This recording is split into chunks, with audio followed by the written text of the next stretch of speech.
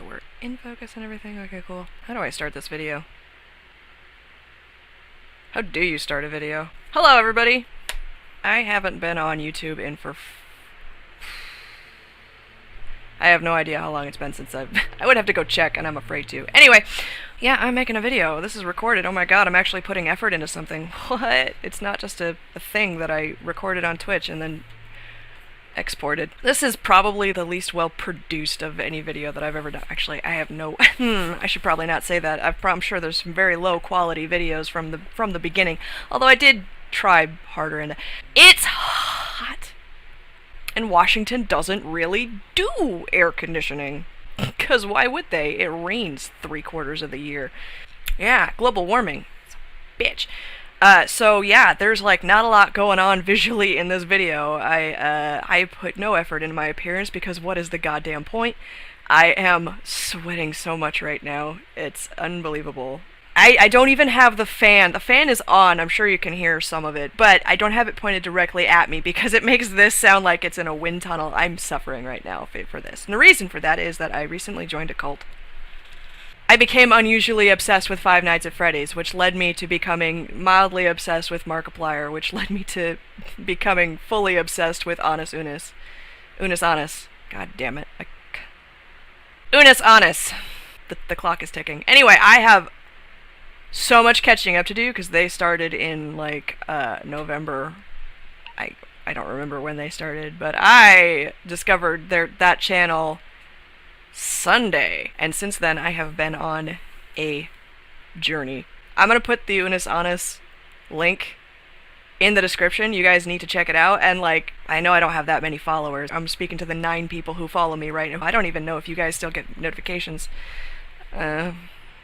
That's my fault. But you need to go check it out, and you need to not put it off, because the whole premise of the Unis Honest channel is that after a year, which will be in like 3 months, in 3 months they're deleting the entire channel and every video they're in. I'm sure there's people who've already, like, they've got the YouTube downloader and they've already saved all the episodes, and I'm not gonna lie, I'm tempted. But no, every video comes with the request that the video not be downloaded, not be archived. They specifically want the channel to die afterwards.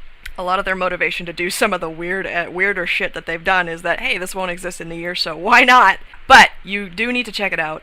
I've been mowing through those videos. I'm on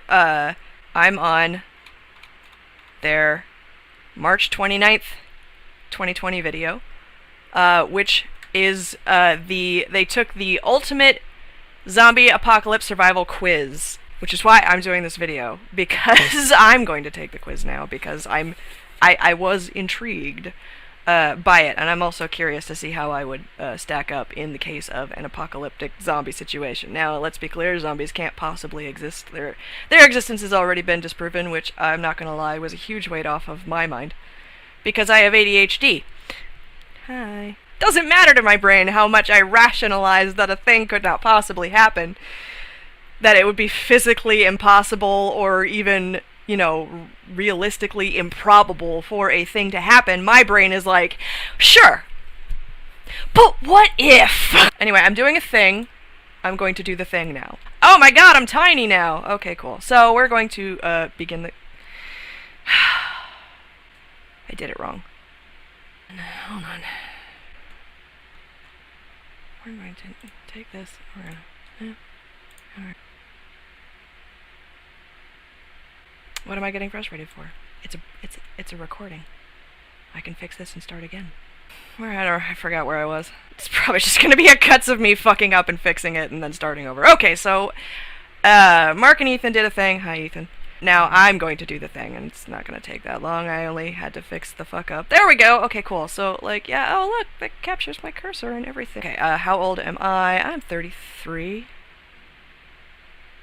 Yes, I'm 30. I'm 33. Oh gosh, I live in a suburb. I live in a traditional house. What do I do for a living? I could tell you, but I'd have to kill you. Wink. Skilled worker? No. I work in healthcare? No. God, no. No. Never again! Work in law enforcement? No. Food service? Never again. God damn it. Artist, musician, or entertainer? Artist. I'm a writer. Listen, writing is an art. Like, I don't care how many how-to guides there are out there. I just got all that hand oil all over my glasses. Something else that isn't listed here, jack of all trades. Unemployed or never had a job. I mean, I'd like to be self-employed. I wish self-employed was I'm my own boss. I wish that was an option. I'm an artist. I entertain. I'm entertaining. How would you rate your physical condition? I could use a little work. My job is very physically demanding, but I do not work out. Do you have any vices or addictions? I would have such a hard time giving up caffeine. I have never smoked. I like to drink, but not like a lot. Like, honestly, the urge to drink is very small for me, which is hilarious in a dark way because I have alcoholics on both sides of my family. Do you have any special needs or medical conditions? I have ADHD. I also have dyslexia, which I didn't learn until like friggin' last year. Self-diagnosed. Because who can afford a doctor nowadays? I also have anxiety, so yeah. I don't have a physical... Well. I am nearsighted. My television, which is a 52-inch television. What are you? It is a full HD 1080p HDMI Westinghouse 40-inch LCD TV. Okay? It is, I would estimate, 2.5 feet from my face. I can't read any of that. No, I am nearsighted. If you answered yes to any of the previous questions, do you regularly take medication? I don't take medication. Next. How would you describe your knowledge of level of experience with medicine or health care? I took a health class in high school, which I failed, only because I had an issue with doing the worksheets. Not because of the physical aspects. You know, I know how to do CPR.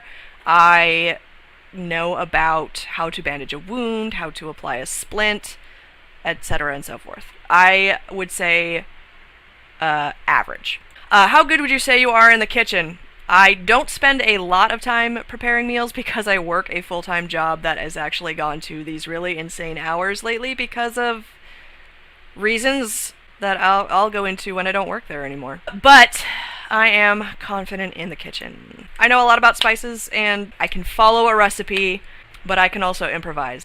Okay, but what if there was no kitchen? Do you know how to start a fire to cook with? Yes. There are a lot of different ways to start a fire. I've never tried it. I've never done it, but also like the steel wool and a 9-volt battery, first of all, requires you to find steel wool and a 9-volt battery, so, you know, you're probably less likely to start the fire that way, but also, dryer lint is extremely flammable. Like, it takes so little effort to set dryer lint on fire. And then also human hair, but there's also the stick method. You start with a base piece of wood, you cut a notch in it with probably a pocket knife, of which I have like a dozen, and then you have your fire starter stick. You have kindling, which will be like wood shavings or dried grass. You have the stick, which will provide the friction. You can do it with your hands, but that takes a lot of time and energy to do. But you can also take a second stick, tie a string to both ends, loop the string around the friction stick, and then move that back and forth like a saw, and the string will actually turn the stick for you, which is a lot less effort. So yeah, I know a lot of ways to start a fire.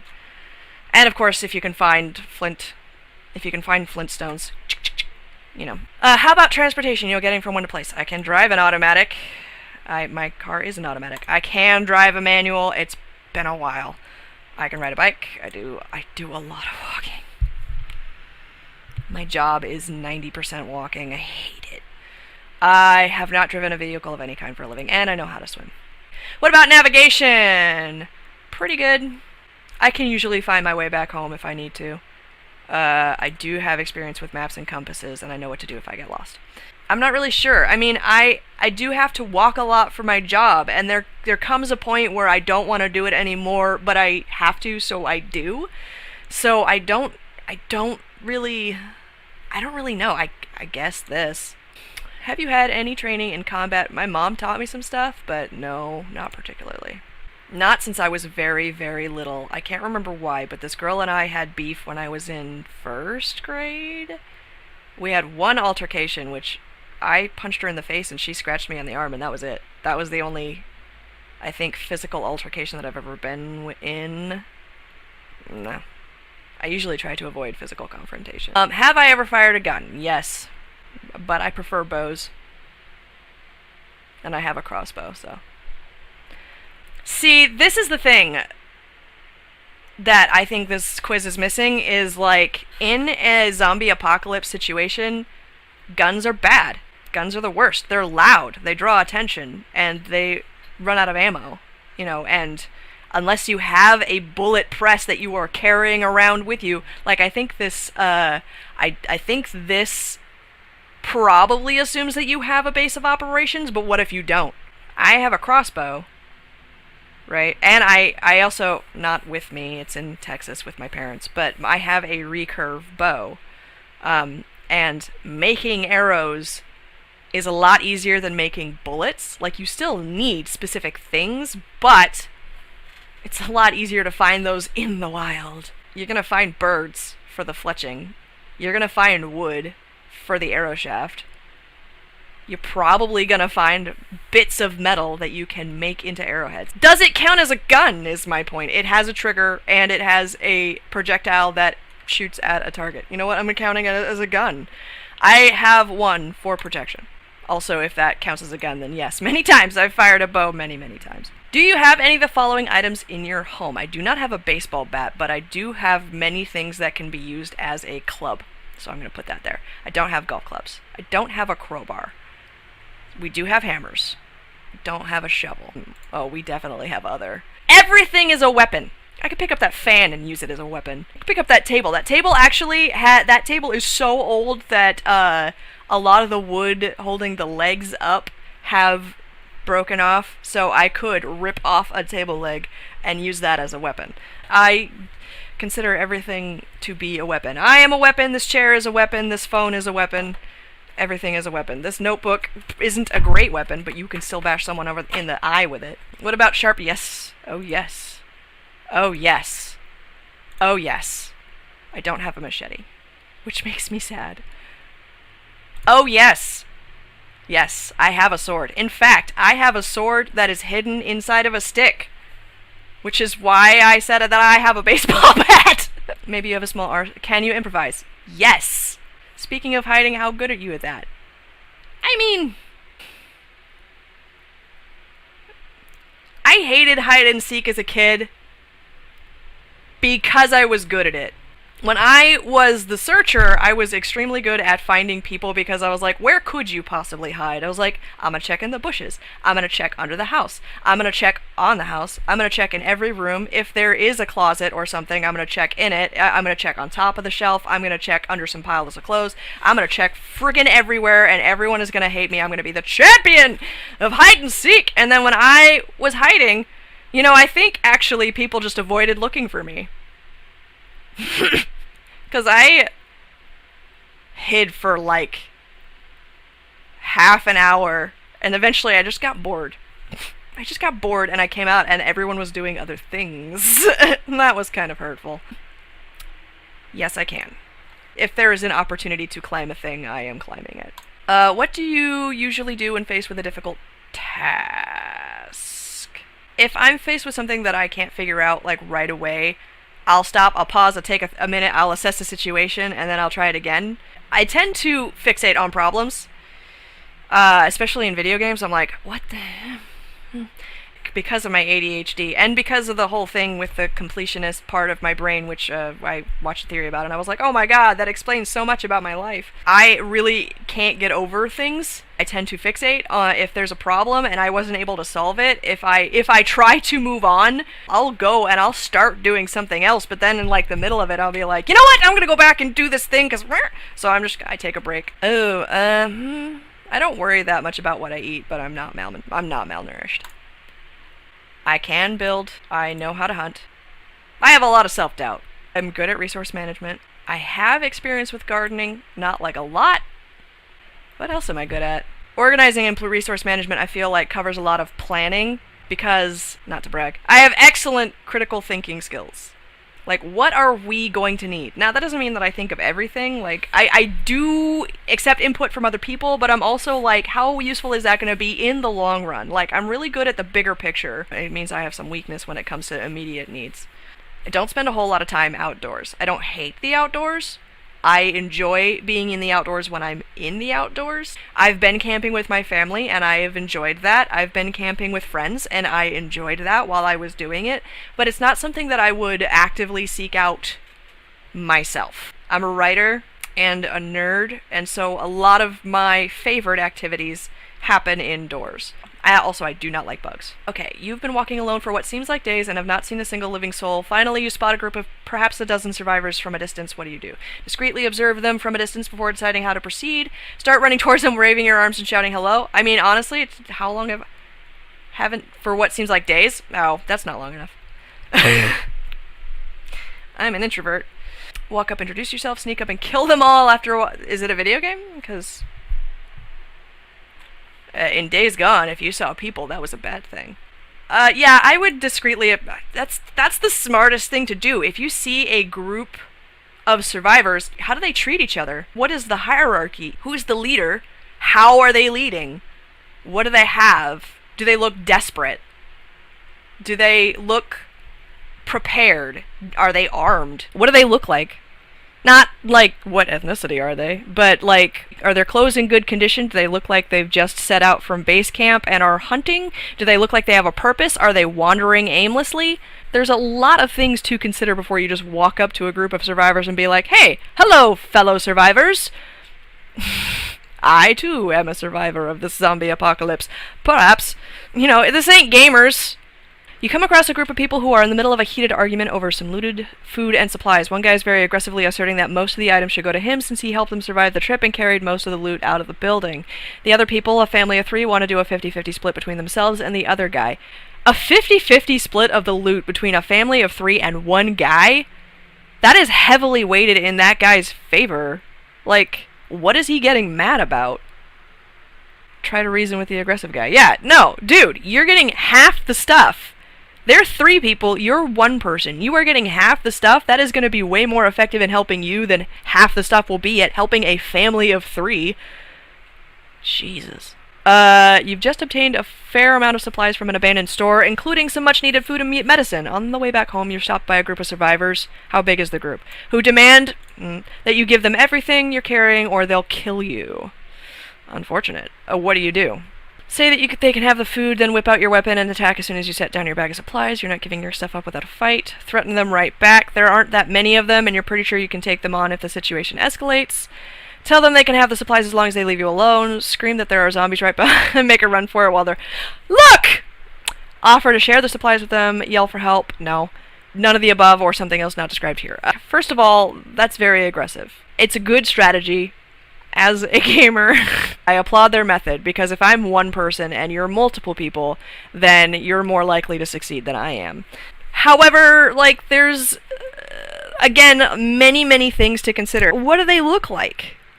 Do they look like they're well-fed? Do they look like they're nourished? Do they look dirty, filthy? What's their condition? Because if they look weak, then I'm going to brandish my baseball bat and tell them it's not the first time I've killed someone, regardless of whether or not that's true. And also, I just left the store. Oh, no, I'm on the way back to my house. I'm on the way back to my home base. Okay. There's a lot of things to consider, but also if I know that there's an abandoned store and I didn't take all the food from it, I could just go back. I think I would offer to share the supplies with them. How's your tolerance for... I'm fairly desensitized.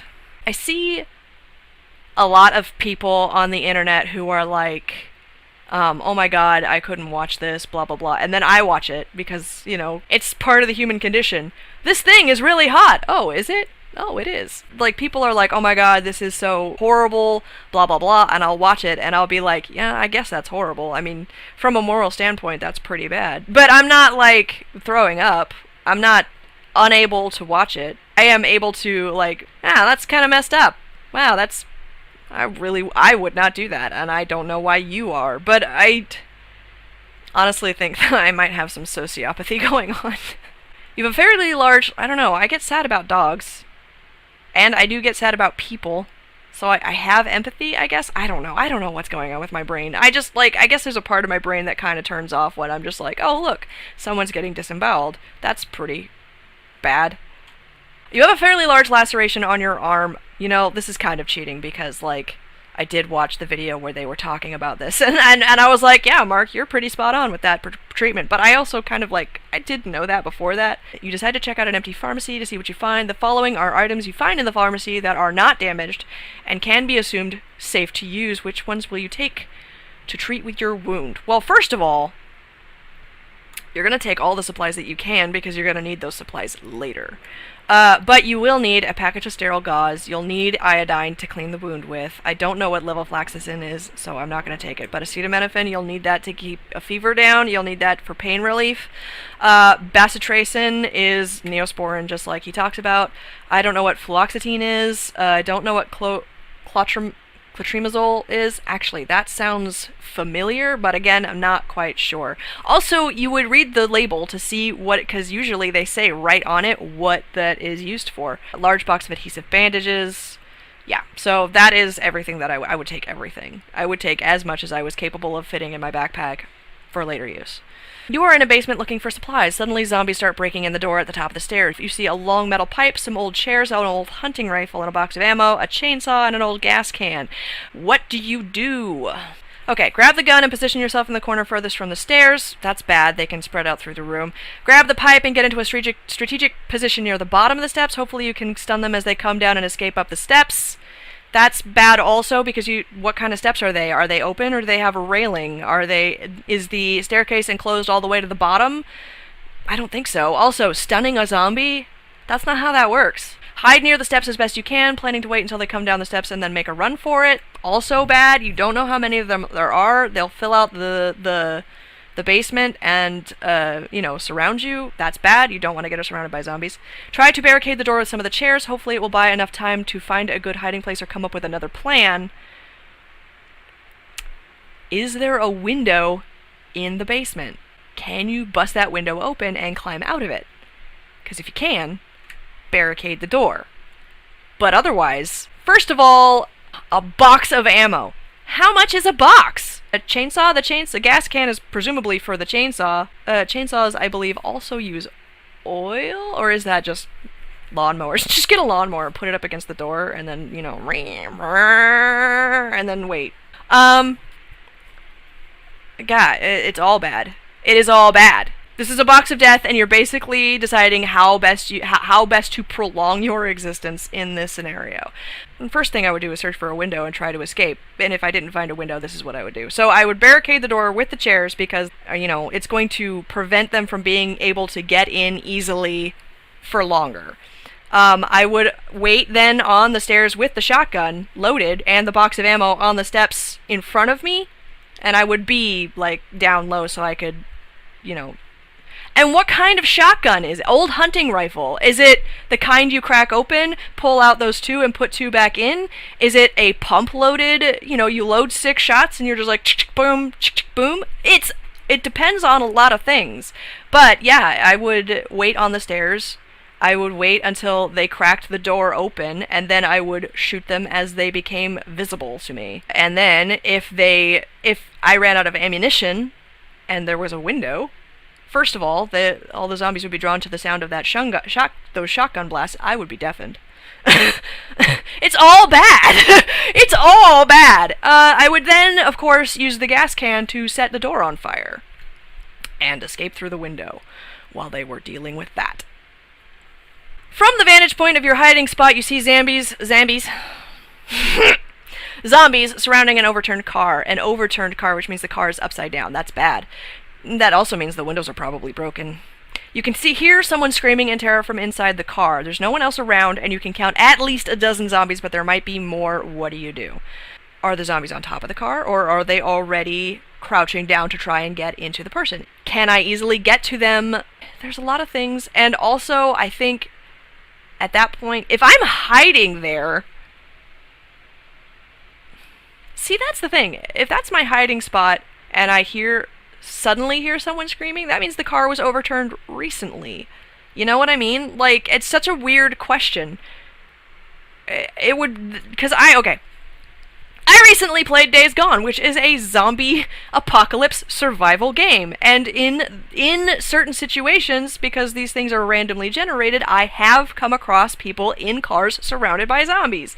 But it doesn't happen when you're hiding nearby. Like, it's something that you, as you are walking, as you are traveling, come across. Cover your ears and wait it out. Hopefully it'll be over soon. Like, at a certain point, you have to assume that that person is either bitten or just doomed. Yeah, I would probably do this one. Finally, have you spent any... Yes. I do have a zombie plan. I'm not going to tell you what it is, because then everybody will want that zombie plan. Will I survive? 72.1%. Well, that's disappointing.